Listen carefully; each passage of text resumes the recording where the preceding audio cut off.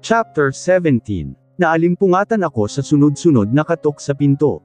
Parang naririnig ko rin ang boses ni Joaquin, tinatawag ako. Mama, dito na po ako. Papa. Napadilat ako ng malinaw ko nang narinig ang boses ni Joaquin. Tumuon ang mata ko sa saradong bintana ng kwarto. Kahit nakasarado ang kurtina ay naaaninag ko naman ang liwanag sa labas. Muli kong narinig ang sunod-sunod na katok at boses ni Joaquin. Naririnig ko rin ang mga boses ni Tita Anita saka Agnes. Baka tulog pa ang mama saka papa mo, apo. Baka gumagawa pa ng kapatid mo, baby boy. Bibig mo, Agnes. Bakit, May? Wala naman akong sinabing masama, ah. Gumagawa po tila ng kapatid ko. Gusto ko po ng baby boy para may kalalaw po ako. Ay gusto ko naman girl para may aayusan ako. Girl ang gusto ko. Gusto ko po boy, tita. Girl nga. Boy po. Pag-pray nyo na lang nakambal. Isang boy saka isang girl. Yehey. Gusto ko po yan, mamala. Akmang babalikwas ako ng bangon pero may nakadagan na mabigat na bagay sa katawan ko.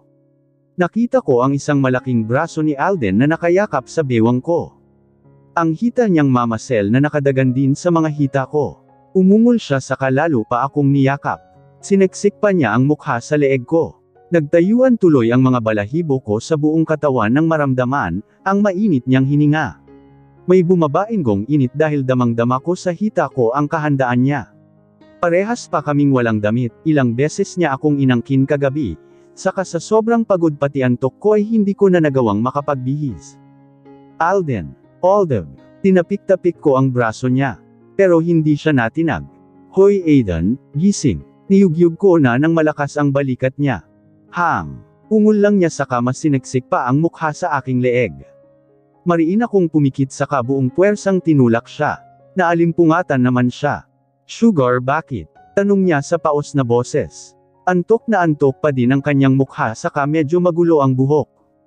Gusto ko pa sanang titigan ang gwapong mukha niya pero naghihintay na sa labas ang anak namin. Nasa labas na ang anak natin kasama si Tita Anita pati Agnes. Kaya bumangon ka na. Saad ko saka bumangon na rin. Tinampot ko ang mga damit kong nakakalat, mga undies na basta-basta na lang niyang hinagi sa kung saan-saan kagabi. Pati mga damit niya ay pinulot ko na rin saka binigay sa kanya. Pinuksan ko ang drawer ko saka humugot ng maisusuot. Mabilis akong nagbihis. Sinulyapan ko si Alden na nakaupo pa rin sa kutson saka natatakpan lang ng mga damit na binigay ko ang kasalanan niya.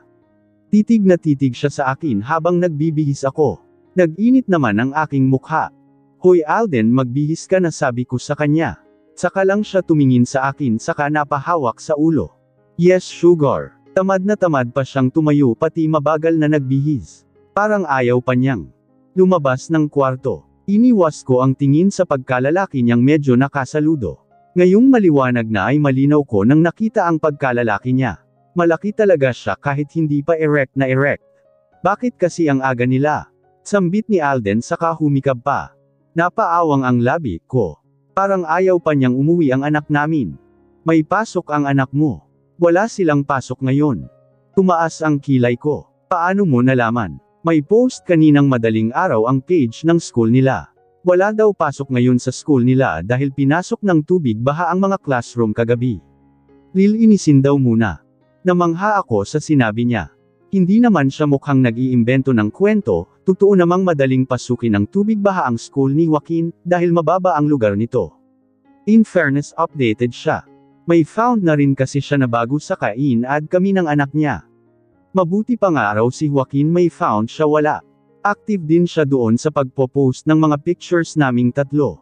Sasabihin ko na lang kay mommy na sa kanila muna si Joaquin, tutal naman ay walang pasok. Para makapag-solo pa tayo. Hell, mag-solo ka mag-isa mo. Miss ko na ang anak ko, no. Bilasan mo na nga dyan. Sikmat ko sa kanya pero ang mukha ko ay siguradong pulang-pula na.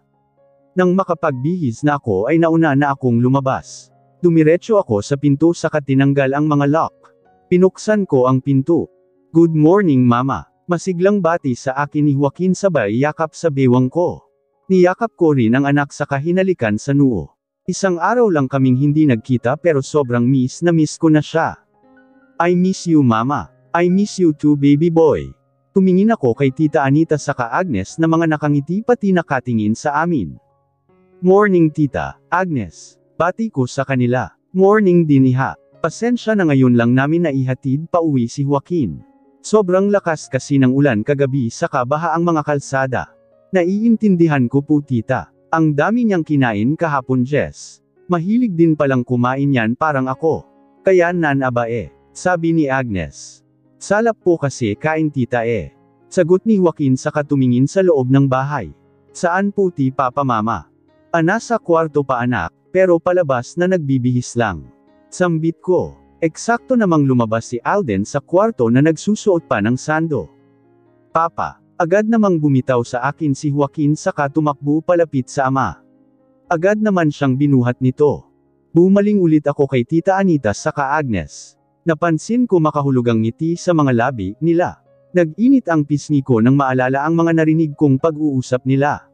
Malamang iniisip nila na may nangyari sa amin ni Alden, lalo na saka nakita nila si Alden na lumabas ng kwarto pati nagbibihis ng sando. Tumikim ako. Pasok po muna kayo tita, Agnes. Yaya ko sa dalawa. Salamat iha. Gumilid ako sa may pinto para makapasok ang dalawa. Giniya ko sila sa maliit naming sala saka pinaupo sa mahabang monoblock chair. Pinuksan ko ang stand fan saka wall fan para hindi sila mainaitan. Nakapag-almusal na po ba kayo tita? Tanong ko. Hindi pa. Pinibida kasi sa amin ni Joaquin na masarap daw ang pandesal dito sa inyo. Gusto kong tikman. Si Agnes ang sumagot na mukhang excited pa. Sa bahay na lang tayo mag-almusal Agnes. Makakaabala lang tayo. Papasok pa sa school ang pamangkin mo. Wika naman ni Tita Anita. Ay oo nga pala. Ayos lang po tita. Wala naman pong pasok si Joaquin sa school ngayong araw. Sabi ko. Yun naman pala may di dito na tayo mag-breakfast. Ani Agnes. Ikaw talagang babaita ka basta pagkain. Instant coffee lang ang meron kami saka 3-in-1. Sabat ni Alden na buhat pa rin si Joaquin. Ayos lang anak. Masarap din naman ang instant coffee saka, matagal na rin akong hindi nakakainom noon. Sambit ni Tita Anita. Ako Kuya Milo lang sapat na. Si Agnes. Nag-excuse naman ako saka tumungo na sa kusina para mag-asikaso. Una kong ginawa ay nag-init ng tubig pagkatapos ay nilabas ko na sa ref ang hotdog saka skinless. Sunod ay dinurog ko na ang kaning lamig.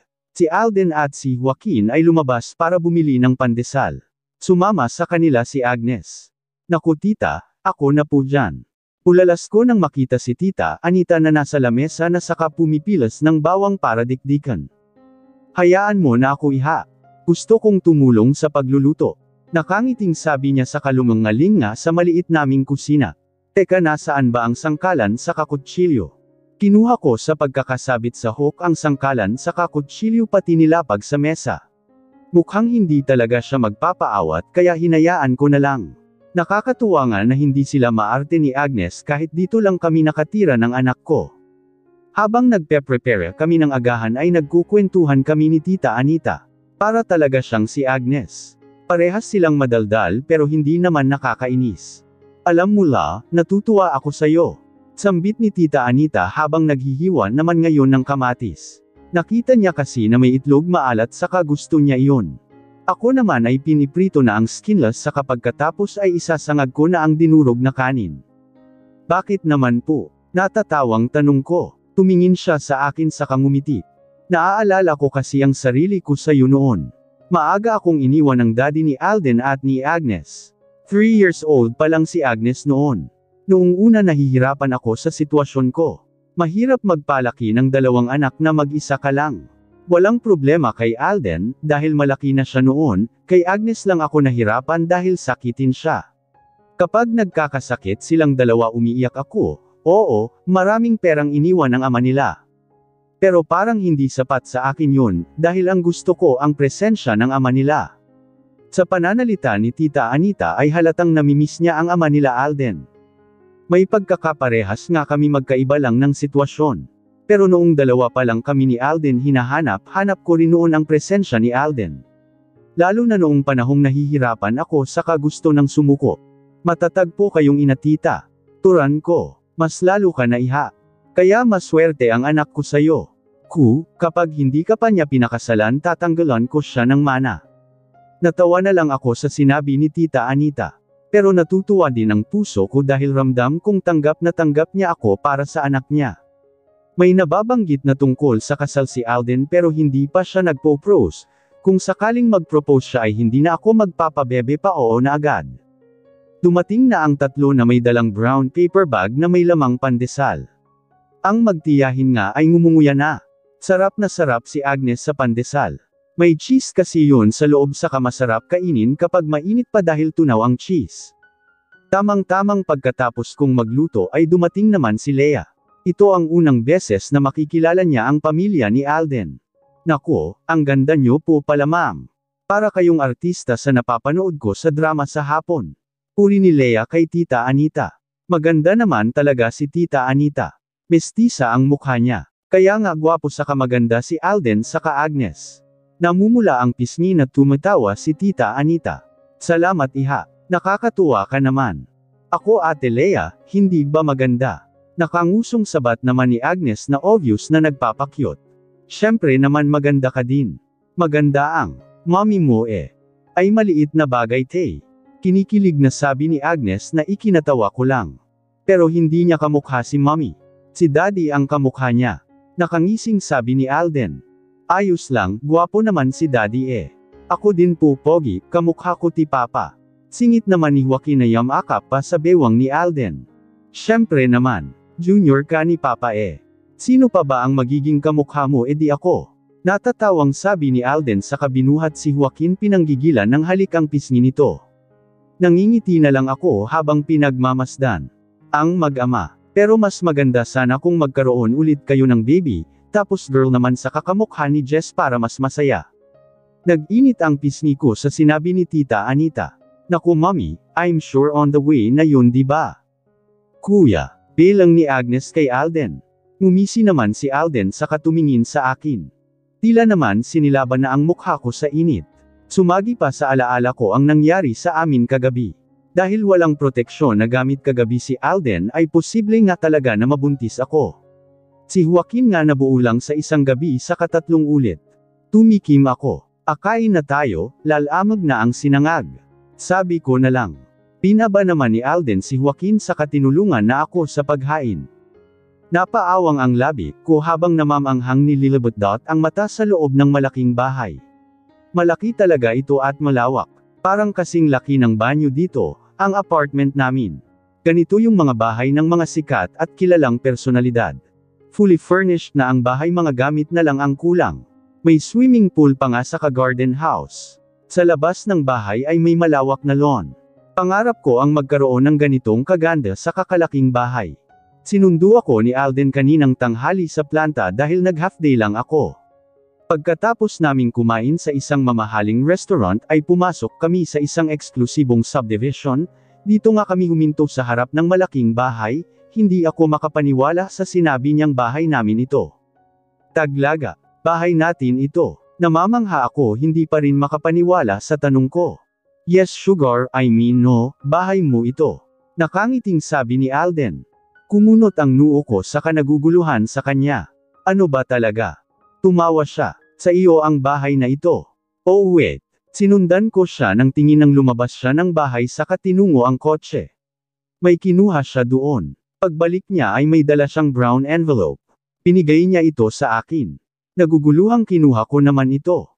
Open it. Aniya. Nakabukas pa sa kanyang mukha ang excitement. Pinuksan ko naman ang envelope sa kanilabas ang isang papel. Pinasa ko iyon, namilog ang mata ko nang makita ang aking pangalan. Napasinghap ako saka tumingin kay Alden. Malapad na ang ngiti sa kanyang labi. Bakit nakapangalan sa akin ang bahay na ito? Dahil sayo talaga to sugar. Pinili ko ito para sayo. Nagustuhan mo ba? Nangilid ang luha ko sa gilid ang aking mga mata. Tila din may baikig na bamara sa aking lalamunan. Sumanggot ako sa katuluyan ng naiyak. Nataranta naman si Alden saka hindi alam ang pag-alo sa akin. Bakit ka umiiyak sugar? Hindi mo ba nagustuhan itong bahay? Bibili na lang tayo ng iba. May brochure naman ng mga bahay si Matias, mamimili tayo ng gusto mo. Huwag ka nang umiyak please. Pinalo ko siya sa braso habang umiiyak pa rin. Hindi naman ako naiiyak dahil hindi ko gusto ang bahay. Umiiyak ako sa sobrang saya. Gustong gusto ko itong bahay. Kahit hindi malaki basta maayos. Ang bahay na ibibigay niya sa akin ay masaya na ako. Sugar naman, tahan ka na please. Ayokong nakikitang umiiyak ka. Bibili na lang tayo ng ibang bahay. Sumanggot ako sa muli siyang pinalo sa braso. Cyril, umiiyak ako dahil masaya ako. Gustong gusto ko itong bahay. Talaga, gusto mo tong bahay? Oo nga, salamat Alden. Hindi ko lang ito bahay kundi bahay natin ito. Yamakap ako sa kanya. Niyakap din niya ako ng mahigpit saka hinalikan sa tuktok ng ulo. I'm so glad na nagustuhan mo itong regalo ko sa'yo, Sugar. Umpisa pa lang ito. Ang bahay na ito ay sa'yo, ikaw ang boss dito saka ikaw ang bahala kung ano ang gusto mong gawin dito. Anas niya sa aking tenga saka bahagya akong nilayo sa kanya. Pero bago ang lahat may sasabihin muna ako. Tumangala ako sa kanya. Sumalubong sa akin ang mapupungay niyang mga mata. Ano yun? Pinunasan ko ang luha sa gilid ng mata. Ngumiti siya saka hinawakan ang dalawang kamay ko. Magpakasal na tayo, Sugar. Marry me, Sugar. Umawang ang labi ko. Tila ako nabingi. Niyaya mo ko ng kasal. Yes, Sugar. Kasal na lang ang kulang sa atin. Marry me. Tinala niya sa labi ang mga kamay ko. Kumagat labi ako saka lumunok. Muling nangilid ang luha ko. Sugar. Oo, magpakasal na tayo. Magpapakasal ako sa'yo. Naiiyak pa na sabi ko. Sabi ko nga kapag inaya niya akong magpakasal ay hindi na ako magpapabebe papapayag na. Agad. Kinulong niya ang mukha ko sa dalawa niyang kamay saka siniil ako ng halik sa labi, sabay buhat sa akin saka inikot-ikot ako. Natatawang tumitili naman ako habang nakakapit sa leeg niya. Pinaba niya ako sa kaniyakap ng mahigpit. Dama ko ang kasiyahan niya. Parehas kami ng nararamdaman. Parehas kaming masaya. I love you, Sugar. Hindi na ako makapaghintay na ikasal tayo. Pangako gagawin ko ang lahat para maging mabuting asawa sa iyo saka mabuting ama sa anak natin at sa magiging anak pa natin. Tumangala ako sa kanya saka inabot ang kanyang pisngi. Hinaplos ko ito. Pangako din magiging mabuting may bahay ako para sa iyo. Mahal na mahal kita, Alden. Ngumiti siya. Hindi nakaligtas sa mga mata ko ang pamamasa ng kanyang mata. Nagwas siya ng tingin sa kapasimpleng pinahid ng kamay ang gilid ng mata. Pighil-pighil ko naman ang sariling tuksuhin siya pero nangingiti ako. Sobrang saya ko ngayong araw na ito dahil inaya na niya akong magpakasal. Sana kasama din naman ngayon si Joaquin, pero nandun na naman siya sa mamala niya. Dahil wala ngang pasok sa school ay inaya siya ng mga itong pumunta sa Enchanted Kingdom na hindi naman niya talaga matatanggihan. Isang beses pa lang siya nakakapunta doon noong mag 3 years old siya. Dinala namin siya doon ni Leia bilang celebration niya saka tuwang-tuwa talaga siya. I'm sure ngayon nag-enjoy siya sa mga pambatang rides. Bukod naman kay Tita Anita saka Agnes, may kasama din silang dalawang bodyguard. Siniguro talaga yun ni Alden bago sila payagan. Let's go, Sugar. Hinawakan ni Alden ang kamay ko saka dinala ako palabas ng bahay. Teka, saan na naman tayo pupunta? Natatawang tanong ko.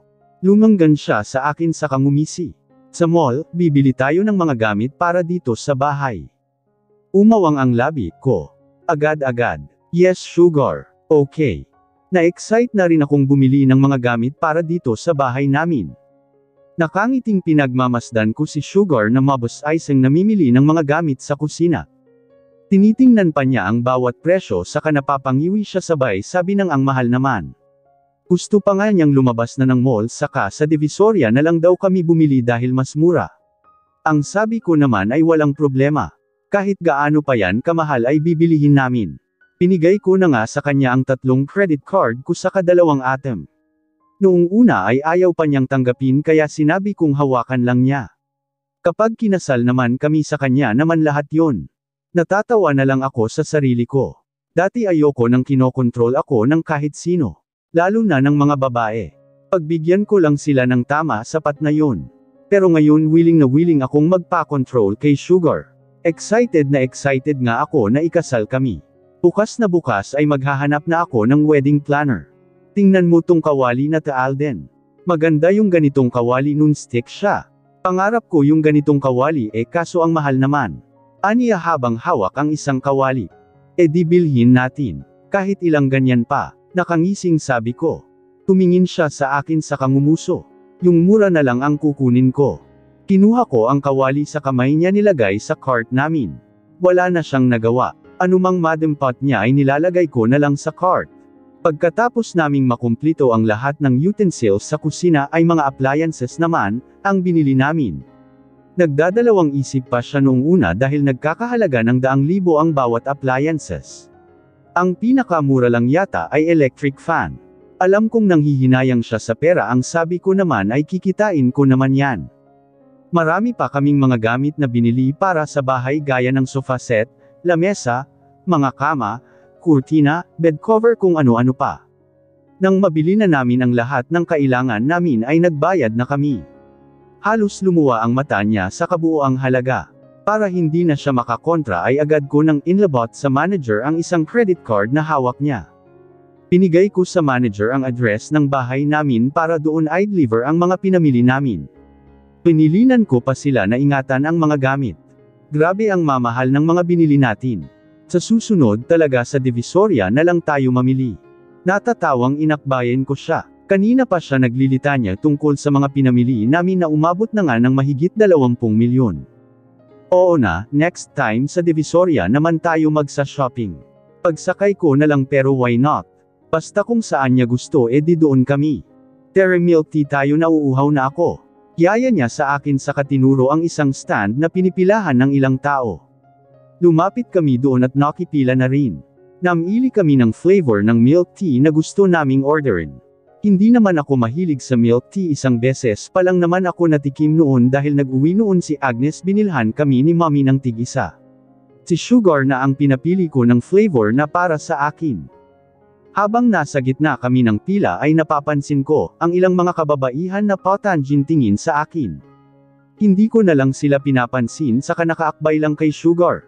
Mukhang napansin na rin yun ni Sugar, dahil nakita ko ang bahagya niyang pagsimangot saka lalo pang damaykit sa akin.